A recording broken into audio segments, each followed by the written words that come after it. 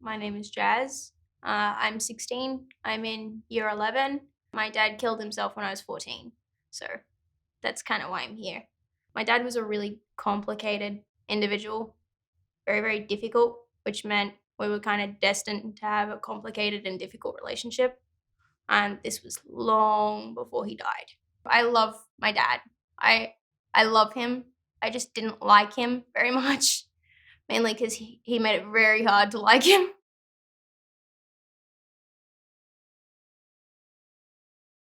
One of the big things was definitely having such a supportive family that I had a really hard time at school because I isolated myself. I retreated. I stopped doing things socially. I stopped trying. I stopped responding to texts. And eventually it got to a point where my friends stopped asking me to hang out. And so I felt really alone. It also didn't help that at that point I had a lot of issues with my best friend, mainly because there were just some communication issues and stuff. And so I didn't have that one support person in my social group who I could just go to and who could bring me back into the social circle type thing. Um, so having such an amazing family, it meant that, but even if I had a crappy social life, even if I had a crappy school life, even if all of that sort of stuff was hard, I still had home. I had my safe place. Um, I had a place where I could go and just exist and be okay. Um, and again, talking to my counselor was amazingly helpful. Again, if you're not talking to a psychologist after this, I seriously suggest you do. Again, I get so upset when my friends tell me about they finally seek help and then they have a really crappy psychologist. It comes back to the thing where you got to find the right one, but when you do, it's so insanely helpful.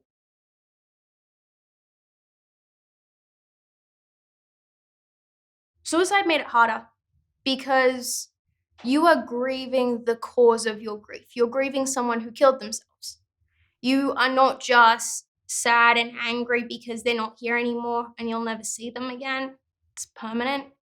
But you're sad and angry and all these other emotions that I couldn't even begin to try and describe because they chose it.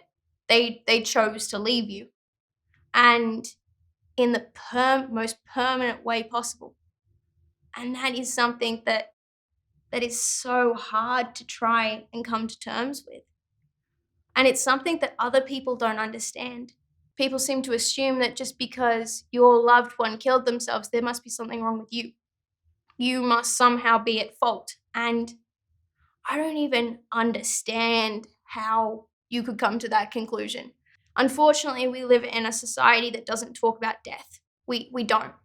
And that means we don't talk about suicide. Suicide is the taboo topic of an already taboo topic, let alone kids trying to deal with suicide or kids trying to deal with the suicide of a parent.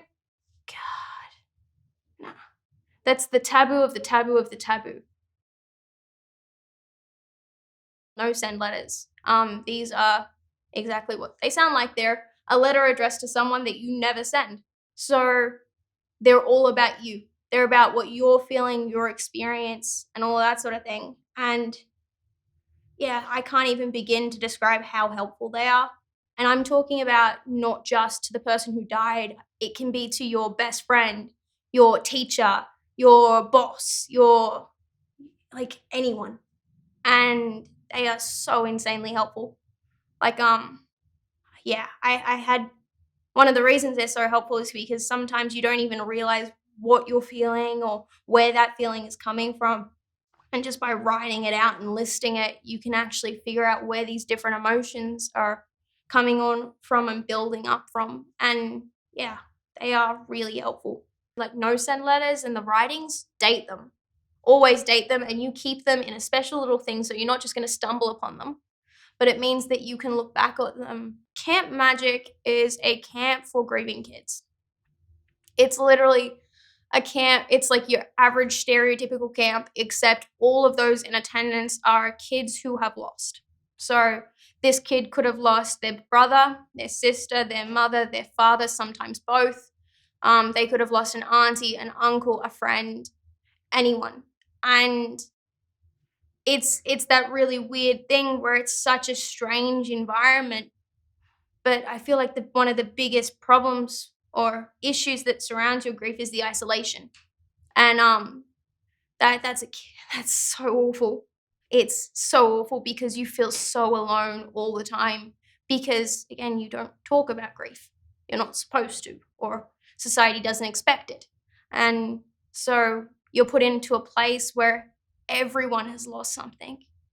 And especially for me as a kid, I was meeting kids my own age who had lost just like I had. Maybe not the same circumstances, maybe not the same relationship, maybe like it was all different, but it was still pain, if that makes sense. And I was experiencing the same pain. And that was able to bring you together. And so you just felt infinitely less alone. So I think that was probably why Camp Magic was so, so important. You are going to be hypersensitive to everything, absolutely everything. And one of the big reasons for this is because you're going to be constantly thinking about it. Again, you're hypersensitive, right? So you're looking for these things in everything and they're all there.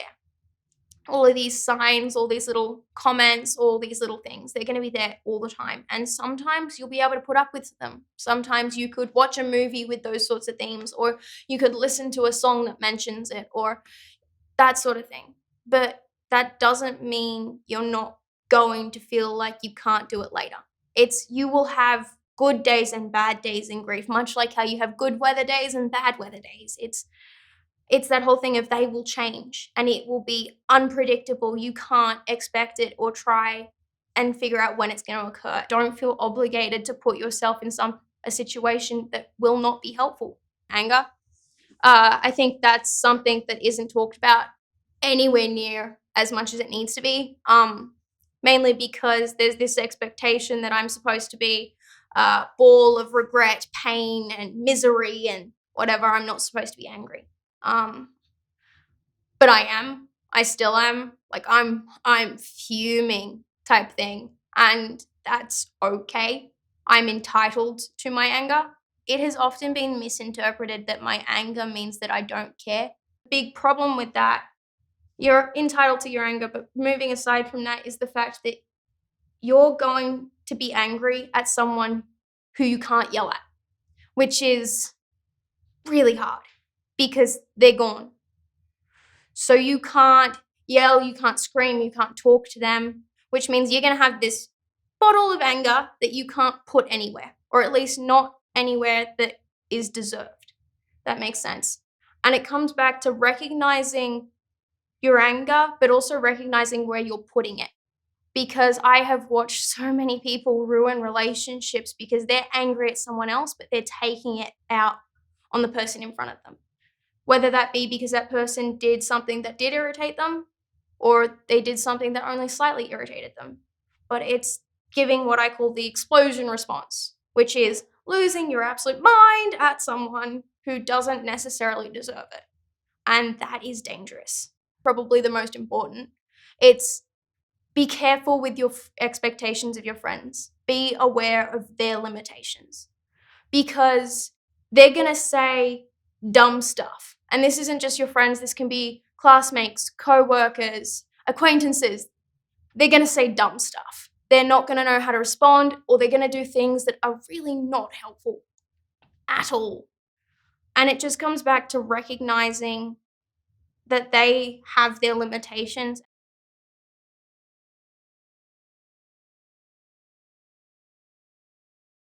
One of the big ones is the don't give up on your friend. It again, that's a really simple way to describe it, and it will get really hard, but especially your your friend or the person you're trying to support, they're gonna retreat. They're going to isolate themselves, and that's because they're trying to deal with and understand something that is entirely incomprehensible. And they're gonna need time. But this is just try and support them to the best of your ability. Don't push them too much, but don't let them push you too far away either, because they'll try. They will try, and and that it gets really dangerous because at some point, and I'm talking this could be anywhere from 6 to 8 months down the track. Sometimes it'll be sooner, sometimes it'll be later. Again, it's different for everyone because grief is different for everyone. But they're gonna wanna try and be normal again. They're gonna wanna be social and they're gonna wanna hang out, but they're gonna forget how. And they just need a window or an opening. So if you could just give them that, even if they say no 100 times, maybe it's just the 101th that they'll say yes. So don't give up on them. Don't stop asking. Just try and support your friend to the best of your ability. And their weird mood swings and tolerance changes and all of that sort of stuff.